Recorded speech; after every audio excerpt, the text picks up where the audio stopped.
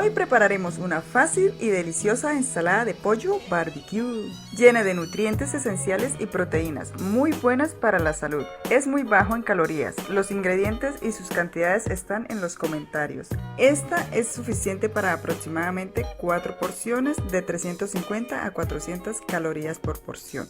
Es excelente para personas que quieren mantener una dieta saludable o si necesitan bajar de peso, sin dejar de comer delicioso. El sabor es como si no fuera saludable, pero por el contrario tiene todo lo que un cuerpo sano necesita, ya que los ingredientes son naturales. También es baja en grasa y solo tiene el azúcar de la miel, que es muy buena para nuestra salud.